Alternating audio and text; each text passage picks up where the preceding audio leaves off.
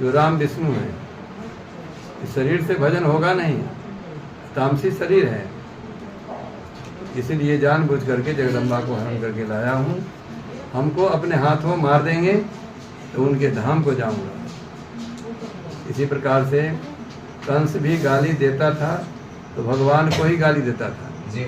लक्ष्य तो भगवान का ही था, और भगवान को गाली गलौज से मतलब नहीं रहता है। गाली गलौज से मतलब, अब कोई गाली देता है तुम्हें और गाली लो, तब तो हुआ, गाली लो ही नहीं जी, तो उसकी गाली उसी के पास में उलट करके चली जाएगी।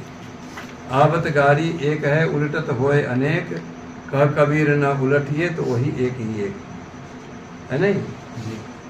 तो गाली लो ही मत।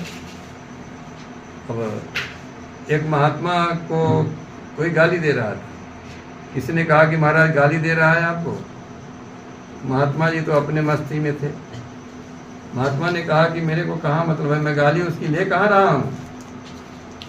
जब ले ही नहीं रहा हूँ, मैंने उसकी गाली से मैं प्रभावित नहीं हो रहा हूँ, तो उसकी गाली उसी के पास वापस।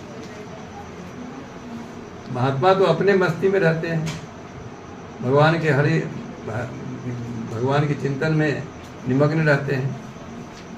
गाली, निंदा, स्तुति उससे मतलब नहीं रखना चाहिए। कोई निंदा करे चाहे कोई स्तुति करे, एक रस रहना चाहिए। भागवत में बहुत जगह आया है, साधु नाम समचित्ता नाम, संतों का चित्त सम होता है, समान, सब में एक समान। गीता में भगवान ने भी कहा, निर्माण मोहा जित संग दोषा अध्यात्म नित्या विनिवृत्त कामा द्वंद्व विमुक्ता सुख दुख संकर गच्छन्ते मूढ़ा पद्म व्यंतम। जिसने मान और प्रतिष्ठा को त्याग दिया है, कोई निंदा करे स्तुति करे कोई मतलब नहीं, एक रस। जिसने संगति के दोष को जीत लिया है, जिसकी चित्तवृत्ति अध्यात्म में ही हमेशा सराबोर रहता है और समस्त कामनाओं पर विजय प्राप्त कर लिया है, जिसने मैं और मेरा को त्याग दिया है, तो ऐसे सुख दुख दोनों में बराबर रहता है। तो ऐसे जो महात्मा हैं, योगी पुरुष हैं, वो अव्यय पद को प्राप्त करते हैं। अव्यय पद माने जहाँ से जीव जाकर के वापस नहीं होता। यद गत्वा न निवर्तन्ते तद धामा परमं मम, वो परम धाम है, मेरे ही धाम को जाता है हे अर्जुन, गीता में भगवान ने कहा।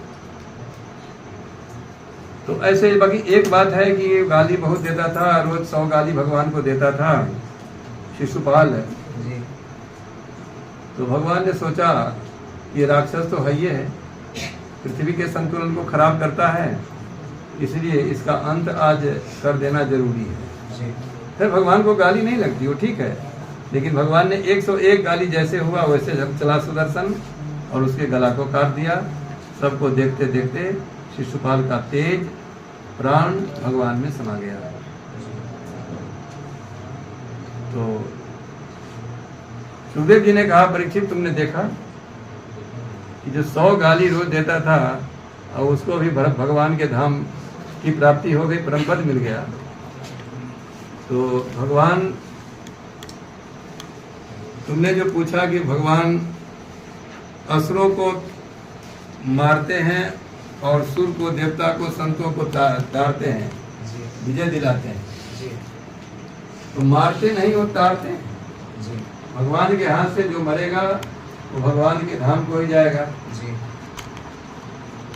इसलिए भगवान अपने हाथ से उसको बच करके, और तामसी शरीर को, इस शरीर से पापाचार, अत्याचार, दुराचार करता है, आखिरकार वह नरक में ही जाता जी।